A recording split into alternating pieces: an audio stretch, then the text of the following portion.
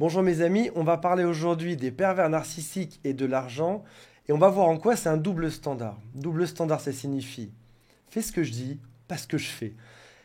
L'argent est une source de pouvoir. Vous le savez, on va même pas en discuter une seconde de plus.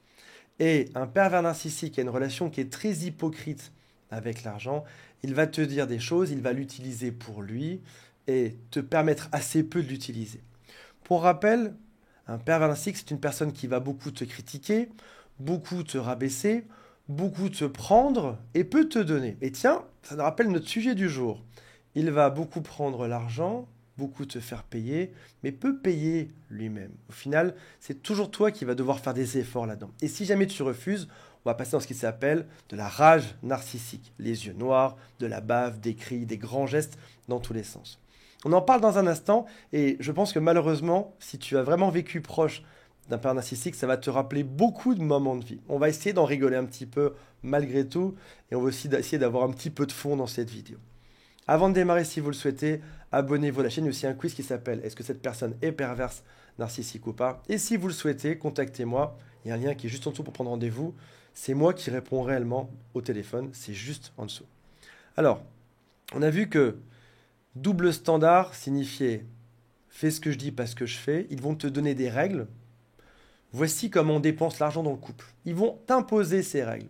Tu ne dois pas faire ceci, tu ne dois pas faire cela. L'argent ne doit pas être dépensé n'importe comment. Mais si tu regardes un peu plus proche, tu réalises que finalement, toutes les dépenses sont toujours pour l'autre, quoi qu'il se passe. Alors, quand vous faites des choses à deux, il faut toujours payer tous les deux. Mais toi, tu n'as pas le droit à plus. Lui, par contre, ou elle, a toujours le droit d'avoir des petits privilèges dans tous les sens. C'est quelque chose qui est très hypocrite. On pourrait parler d'hypocrisie financière. Et finalement, tu en arrives à l'équation suivante, c'est je dépense tout pour moi, j'ai tous les droits. Toi, par contre, tu as le droit à absolument rien. Ça va te faire un quotidien qui est compliqué, qui va commencer assez rapidement juste après la lune de miel et qui va se poursuivre pendant toute la relation amoureuse. Lui, il peut tout faire, il peut tout s'acheter. Toi, par contre, quand tu achètes quelque chose, tu dois te justifier. Il va te dire, par exemple, tiens, pourquoi est-ce que tu as acheté une nouvelle robe, un nouveau pull, un nouveau pantalon? Tu en avais vraiment besoin? Tu as déjà une robe dans ton placard, tu as déjà un pull, tu as déjà des chaussures, là, tu as déjà une paire de chaussures. Et si tu réponds, oui, mais je pense que c'est mon argent, ils vont te dire, mais tu es vraiment trop dépensier, trop dépensière, tu fais n'importe quoi, tu cours à ta perte, etc. Pourquoi est-ce que tu te payes l'abonnement à une salle de sport? Tu vas dire, je ne sais pas, c'est pour être en forme par exemple. Ça vaut 22 euros par mois, je ne connais pas les prix. 30 euros, 12 euros. Tu vas dire, non mais ça ne sert à rien. Tu peux faire ton sport à la maison, par terre là, sur le plancher, sur le carrelage. Ou alors ils vont te dire, achète-moi ça, fais-moi des cadeaux, participe. Et tu as l'impression de toujours devoir participer à tout dans un sens. Par contre, dans l'autre, c'est pas le cas. L'argent ne revient jamais à toi. Et tu peux même en arriver à des cas que j'ai eu en coaching où celui qui gagne moins, le pervers narcissique peut plus gagner, celui qui gagne moins va devoir, quand il part en vacances, même si tu gagnes beaucoup moins, va devoir tout partager, mais pas au prorata, pas au ratio, tout partager en deux. Ton pervers narcissique se choisit des superbes vacances où aller tous les deux, mais il ne paye que la moitié, alors qu'il a un salaire qui est bien plus gros.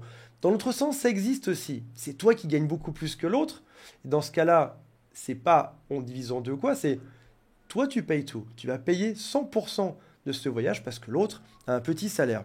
Ou alors il s'est mis au chômage depuis 6 ans. Il n'a pas les moyens, ne peut pas payer. Toi par contre, tu vas tout dépenser, toutes tes économies. Et ce qui est surprenant là-dedans, c'est qu'ils peuvent mettre en place des stratagèmes incroyables pour te faire payer tout le long. Ils vont y penser, ils vont te le justifier pendant des heures et des heures et des jours et des jours et des jours. Tu peux même finir sur des situations qui sont extrêmement injustes, où par exemple, ton pervers narcissique t'a forcé d'acheter quelque chose, forcé de prendre une belle voiture, ou forcé de lui payer des belles vacances, ou forcé de l'emmener dans un beau restaurant. Mais si un jour il y a une audience devant le tribunal, il aura regardé le ticket. Il va dire, vous voyez, mon ex a un gros train de vie. Il se paye ce genre de vacances. Toi, tu réfléchis, tu te rappelles que l'autre t'avait fait un cinéma pour que vous alliez dans ce type de restaurant, pour que tu payes ceci, pour que tu payes cela. Et à la fin, il s'en sert contre toi. Ou même, il va le dire à tes amis. Vous savez, c'est vraiment un dépensier. Il m'a emmené dans ce restaurant 5 étoiles. Oui, mais c'est juste toi qui as insisté pour qu'on y aille. Et maintenant, tu dis que c'est moi le dépensier, ça n'a absolument aucun sens. Et là, tu ressens quelque chose qui est affreux, qui est très commun aux relations narcissiques, c'est un sentiment d'injustice. Autre signe qui est très étrange, c'est que ils savent parfaitement le contenu de ton compte bancaire. Par contre, tu ne sais pas du tout ce qu'ils possèdent. Parfois même, ils ont les accès à ton compte bancaire. Parfois aussi, ils vont aller piocher allègrement dans le compte commun. Ou alors, ils vont t'interdire d'avoir ton propre compte à toi perso. Ils vont te forcer à tout mettre dans un compte commun. Eux, par contre, ils gardent leur compte à côté. Pas de souci par rapport à ça. Mais toi, tu dois mettre tout ça dans le compte commun. Ou alors, ils ont tes accès au compte pour savoir ce que tu possèdes, ce que tu gagnes, ce que tu vas acheter. Parce qu'ils vont te faire comprendre que là-dedans, c'est eux qui décident. Tu peux aussi voir parfois, malheureusement, des cas extrêmes où après des séparations, certaines victimes se retrouvent avec beaucoup de crédits à payer. Parfois, ils ont même la clé de ta maison, voire même une partie de la maison, ou alors la clé de l'entreprise ou une partie de l'entreprise. Et tu te retrouves également dans des situations où ils vont te demander de payer toujours plus.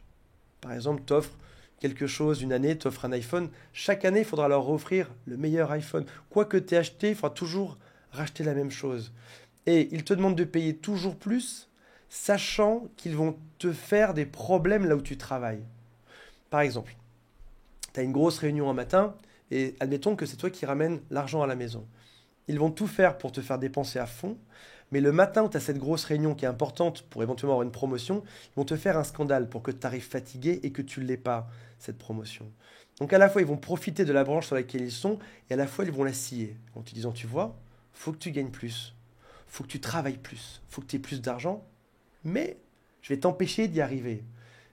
C'est comme si vous étiez sur un bateau ensemble, ils vont te dire le bateau coule, il faut faire quelque chose, et pendant que tu répares un trou à l'avant, ils font un trou à l'arrière, tu vois. Ou alors tu es en vélo, ils te mettent des bâtons dedans pour que tu n'y arrives pas. Ou alors ils vont te dire le jour où tu gagneras mieux ta vie, alors peut-être qu'on fera ça ensemble, peut-être que je t'aimerai plus. Sauf qu'ils t'empêchent d'y arriver au final. Étonnamment, tu n'auras jamais gain de cause avec cette personne, ils changeront jamais. C'est l'argent, je pense que c'est vraiment le meilleur indicateur. Quoi que tu tentes, l'autre ne changera pas par rapport à ça. Ils feront toujours payer les autres. Et peut-être même éventuellement que lorsque tu es plongé, ils vont passer à la cible qui est juste après. Je vais te résumer l'indicateur en gros parce que tu peux aussi tomber sur une personne qui est radine et dans ce cas-là qui ne serait pas pervers narcissique. Mais il y a une différence. Elle est fine, mais il y a une différence. Et quand on la connaît, cette différence, elle est énorme. Quand tu fais une dépense pour toi, ça va créer une rage. Alors que si tu sors avec un radin, c'est que son argent qui l'intéresse. C'est toujours toutes les dépenses pour lui ou pour elle. Un radin ne fait pas beaucoup de dépenses. Tu ne te sens plus libre d'utiliser ton argent comme tu le souhaites. Ça, c'est un bon indicateur aussi. Tu sens régulièrement comme une injustice. Tu sens que ces règles sont complètement hypocrites. Oui, il y a de grandes chances que tu aies affaire à une personne qui soit perverse narcissique.